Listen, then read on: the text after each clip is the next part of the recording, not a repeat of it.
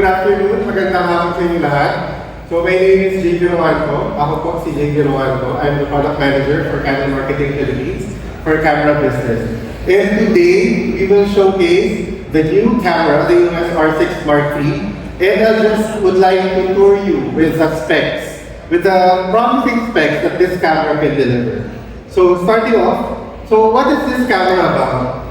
Okay, the EOS R6 Mark III is for both photo and video users. And with that, we call this our ultimate hybrid mirrorless camera. Why? Because it can shoot both photos and video seamlessly, and later I'll touch upon the specs of the camera. And then with that, we are growing the number of EOS mirrorless cameras in our lineup. So as you can see, we have a lot of full frame mirrorless cameras out in the market. So this is only our full frame lineup. This doesn't include the other lineup as well. Okay, so moving on to the key features of the camera. Okay, ano ko papasayo na kayo? So yan. Okay, so first it has 32.5 megapixel resolution compared to the previous model at 24.2 megapixel. So you can shoot good quality photos. You can even zoom in if you want to, get more details in the photo. So later in our demo area, you'll see how it performs when it's printed. And it can also shoot 12 frames per second for its mechanical shutter, and an impressive 40 frames per second using its electronic shutter. So as you can see, very smooth siya in terms of its movement. And then with a huge number of continuous shots with a high quality resolution, you can shoot 330 shots in JPEG, around 150 shots using RAW, and around 280 shots using compressed RAW. So you never miss a moment with this camera. So you can shoot, trigger happy if you want. You have all, the liberty to do so. So later you can touch it. You can touch and try the camera. So if you're worried about getting the right moment or experiencing the right moment, don't worry because there's a pre-continuous shooting feature.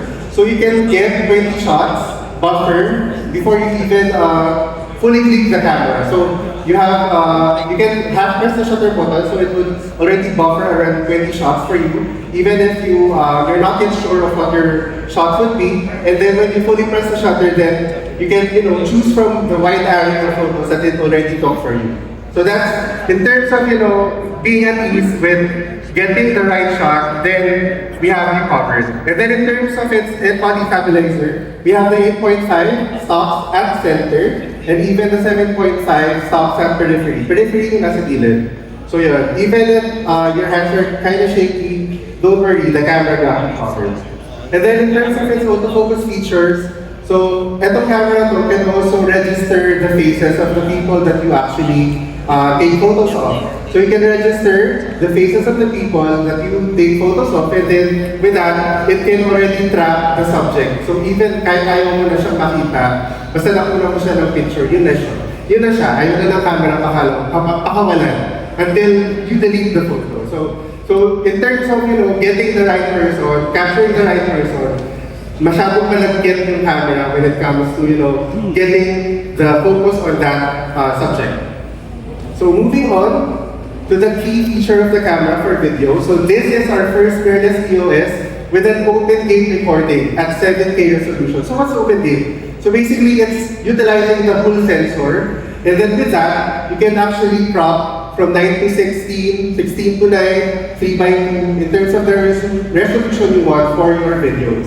So hindi ka naman mo problema mag-edit or mag-crop with losing the quality of the video. So this one is actually first for the mirrorless EOS camera.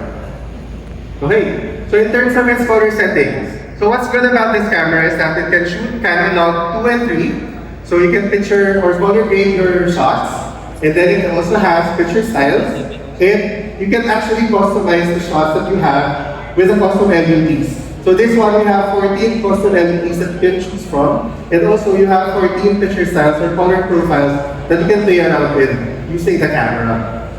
So like I mentioned, there are 14 color filters, but I'll highlight some of which is the accent red. We also have the clear light blue. So we have the clear amber, and we have the pale teal and orange. So you don't need to actually play around with your own if you don't want. There's already a preset for the camera for both photo and video, that you can use the color profiles in the camera. And then what's new about this one, I'm not sure if you are, conscious about, how you look. But in terms of the photo and video, this is a first for a full frame EOS. So there is a smooth skin effect that is present in the camera. Wait, nakikita ko nag-picture, so baka interested kayo in seeing this. So this one is actually a new feature that was inherited with the APS-C camera, now in a full frame camera.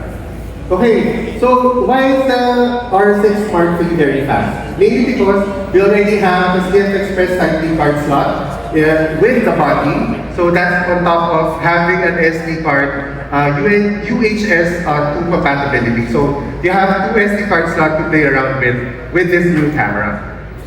Okay, so if you're curious, if ever this is dust or weather resistant, yes, it is. So it's dust and water resistant. Huwag niyo lang siya ilugdog kasi hindi siya ganun. So it also has a heat dissipation structure.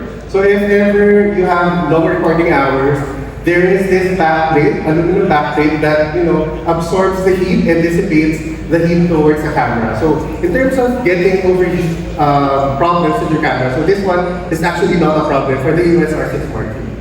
Okay, so basically that's the short and gist of the summary of what the camera can do. So I guess you are curious about how much the camera costs, right? Can I hear yes? Yes, okay. So now we go to the price. I hope this is the price. Okay, so the EOS R6 Mark III comes in 3 SKUs. We have the EOS R6 Mark III with the 24105. ISUSM at 244,998. And then we have the EOS R6 Mark III at 24105 at ISSTM at 186,998. And we have the EOS R6 Mark III bottle movie at 164,998. So with this amazing price of the camera, you can get amazing photos, amazing videos that you can share with everyone else. And then it comes with the regular bundle of CF Express Type D card, 512 gig, para lang hindi kayo mag-meter pag sa shots. And then with our pre-order bundle, we have battery included. So that's from December 1 to December 31. Okay? Okay, di ba? The price? Can I hear a yes? Yes! Okay.